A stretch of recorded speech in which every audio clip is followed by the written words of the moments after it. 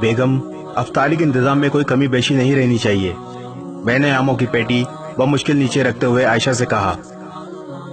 عائشہ نے کہا، آپ فکر ہی نہ کریں، پچھلی بار بھی ایسے مزے کی افطاری کرائی تھی، آج تک سب کے سب تعریفیں کرتے ہیں۔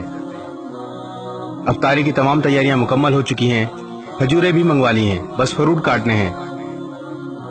آپ ذرا مدد کر دیں۔ میں نے چھری لی اور عائشہ کی مخالف سے بیٹھ کر فروٹ کاٹنے لگا۔ کچھ ہی دیر میں افطاری کے تمام انتظامات مکمل ہو گئے اور صحن میں سجے ڈائننگ پر لگا دی۔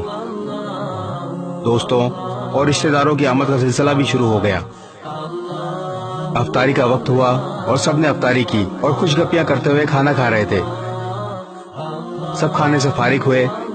جزاک اللہ، بہت مزہ آیا، کھانا بہت لذیذ تھا، کہتے ہوئے نکل رہے تھے۔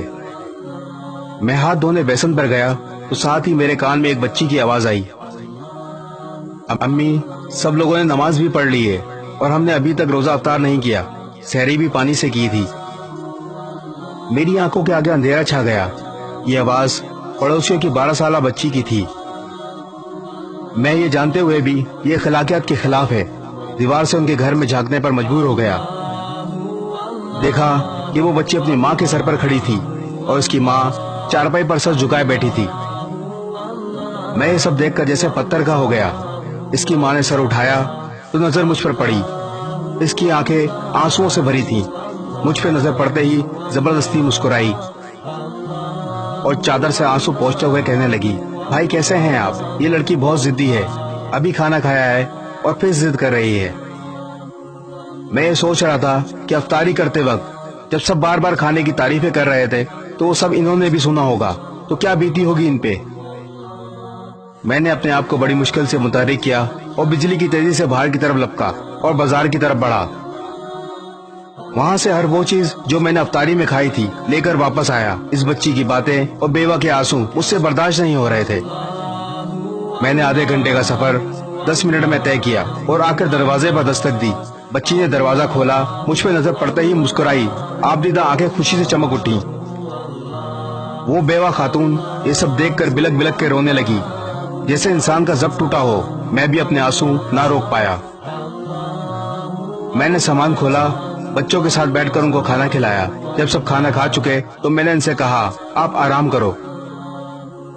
میں وہاں سے چلا اور مارکیٹ سے مہینے بھر کا راشن لیا اور دوبارہ ان کے گھر آیا۔